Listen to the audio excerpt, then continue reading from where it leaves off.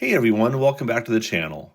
In today's video, I'm going to show you how to use a template and a router to make these cute Christmas decorations. They're similar to the jack-o'-lantern templates from my last video, but with a festive holiday twist. These Christmas lanterns are fun to make, they look great, and are popular, so if you're looking to sell them, you could probably sell a few this holiday season. I also got a lot of questions from the jack-o'-lantern video on which router bit works best, and there are a couple different options. So I'll go over those options and share some techniques that will make the process smoother and give you some good results. So let's get started.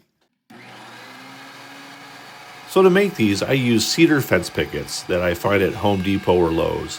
They're fairly inexpensive, and a 6-footer is like less than $4 each. But what I do find with these is the thickness of the boards are all different. So if I'm going to make a bunch of them, I run them through my thickness planer, at least on one side. It cleans them up real nice and gets all the boards the same thickness. But don't worry, if you don't have a thickness planer, you don't have to do this step. Another thing with these fence boards is they're never exactly the same width. So what I do with mine is I just rip them down to 4 1/4 inches, and I just take a little bit off, and that way they're all the same width and a lot easier to work with. One of the nice things about this project is almost all the pieces are just 8 inches long. The front, sides, back, and top are all 8 inches long.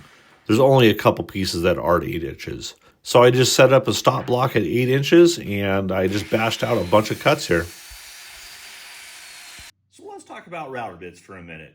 When I did the last video doing the jack-o'-lanterns, I recommended the Amana 1/4 inch flush trim router bit, that's a mouthful to say, which is a 1/4 inch mini bit with a bearing. I still do recommend this bit. It's really easy to use, especially for beginners. It's the right length for this template, doing these faces. As you can see, it just barely goes through the work surface. The bearing runs nice and smooth along the template. It is a 1/4 inch, which I made these templates so you can get this template into the corners fairly easily on all, even the small little areas. And so it works pretty well.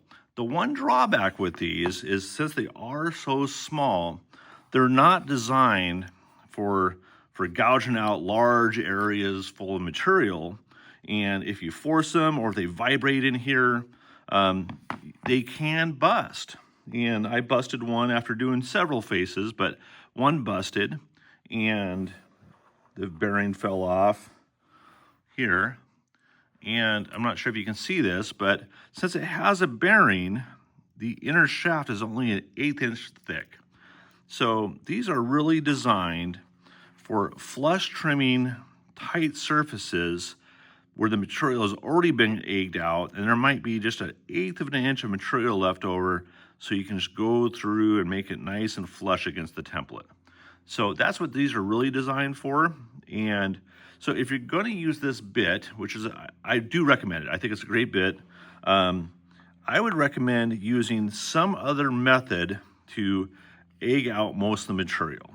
And this is a larger 1/2 inch spiral compression bit. It's a little bit longer than the template. You can get them in different sizes though. Another option you can use, and I know a lot of people do, is they use a bushing set for their router. If you've never used a bushing set, there's lots of different manufacturers. I just have a Miles Craft bushing set. It's fairly inexpensive and it works pretty well. They do come, even though it says use with most routers, you do have to check to make sure that it's going to fit your router.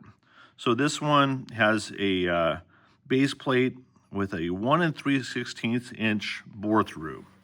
And what that means is the hole on the bottom of your base plate, it needs to be able to fit it. And so you just want to measure that and make sure that the bushings will fit inside. And then there'll be a retainer that will hold it on the inside. And then when you have that in your router, just imagine that still in the router, then you can just use a compression bit like this one. It doesn't have to have a bearing on it because the bushing will act as the bearing. And so you can set your bit depth, and then you can just run that bearing And it's not a bearing, it's just a bushing, but you can run that bushing right along your template and it will work just fine. And with no bearing, there's no shaft in there to break. The one drawback of these is the bushing will be slightly larger than your bit, so it's not going to be a true flush cut. That's probably okay for doing these faces. But if you want to flush it after you're done, then you just go back with a flush cut bit and just go around it really quickly and it will trim those right up. But I think for doing these faces, I think if you used one of these and a bushing, you wouldn't even need to use a flush cut bit. Boy, that's hard to say. I think it'd work just fine. A third option would be to use a compression bit with a bottom bearing. And I know I say bottom bearing, but this bit will actually be turned this way in a router table. And so the bearing will actually be on top. And then your workpiece you'll put on with the template on top. It'll go through, and then that bearing will run along the template. And since this is a compression bit, it will give a nice clean cut both top and bottom of your workpiece. And so you're not going to have any splinters coming out. It'll give it a nice cut all along. The other nice thing about having any of these spiral bits is it takes off the material nice and clean, and it eliminates breakout. A lot of these templates have very thin pieces of wood in them that can break out if you're using a straight fluted bit like this. If it catches on a piece of grain, especially like this where the grain is like this and you're cutting cross grain, these can break out very easily. But if you're using a spiral bit, you're less likely to break those out as you're routing them. So yeah, let's try this out on the snowflake template, which is one of the templates that has most of the detail out of all of the templates. So I'm going to start by drilling a hole just in the center. I'm going to do like a 1/2-inch hole, go all the way through the material. I already have this taped down to a wasteboard. I'm careful not to hit the template. Okay, that's through. And then what I want to do is I want to make sure that my bushing is on nice and tight. I got the depth set, which I have already done, and everything's set up nice and tight.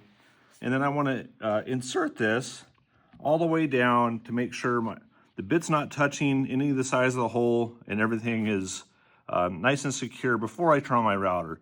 Otherwise, the router may chatter as it goes in, and that's usually when people break bits. So now I'm just going to turn it on and do my best to go in a clockwise motion and just route everything out.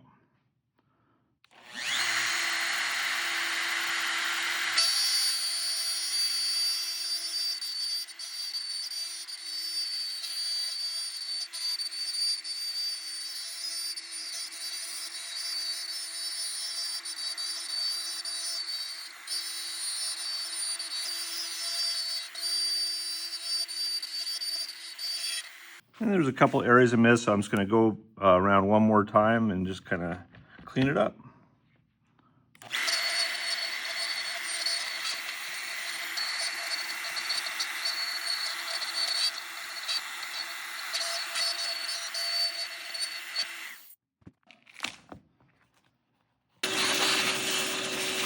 Okay, so if you have a router table, you can use a 1/4-inch compression bit.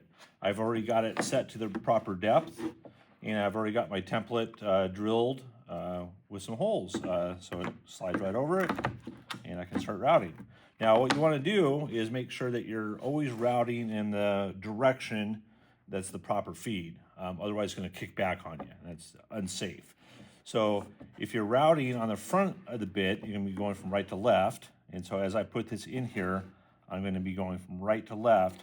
And then as I go around the template, so I don't have to sit there and swivel the template around. So I just want to make sure I'm going, from right to left on the front of the bit, from left to right on the back of the bit, and I'm always going in that direction, clockwise on the bit, and that's the feed direction.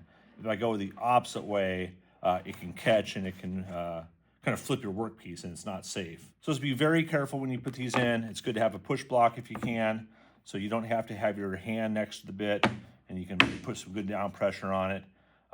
You can use a hand if you need to steady it, but having something so your fingers don't get close to the bit is good advice.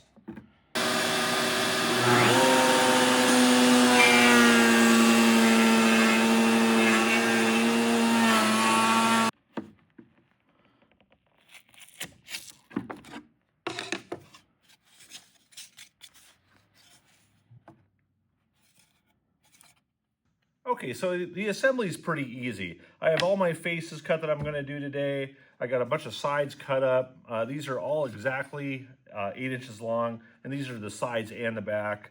I do rip mine to 5 1/4 inches just so they're all consistent, because sometimes when you get the fence pickets, they're not all the same width, so I just true them up at 5 1/4 inches. So I do put glue on mine, so I'll just put a little bit of glue on each side. Put a side on, and you can choose to put it on the side like this or on the front like this. So then I just line it up. I use a little finish nailer. Watch your fingers.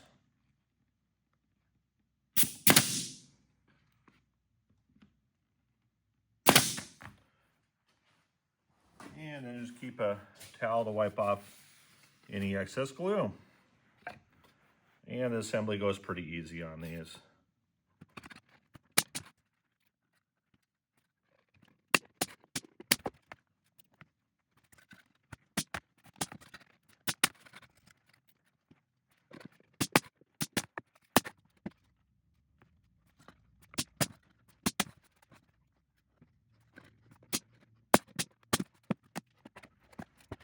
So now I'm going to cut the bottoms of these.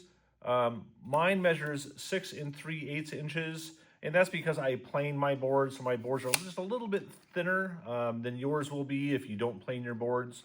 So just assemble one, put a tape measure across it, and see how long your bottom boards are going to be.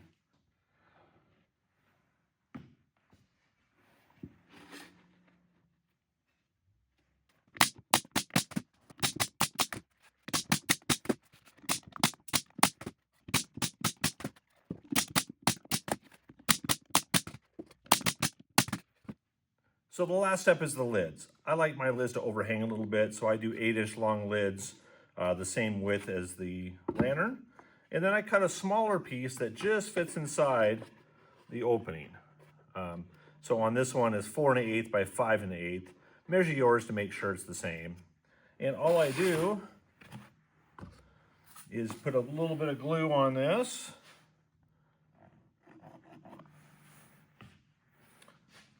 I just kind of eyeball center it in the middle of the lid, because we're not building fine furniture here. And then I just nail it down. Now my nails might go all the way through, so I just do mine at a little bit of an angle, and then that makes sure the nail doesn't go all the way through the wood.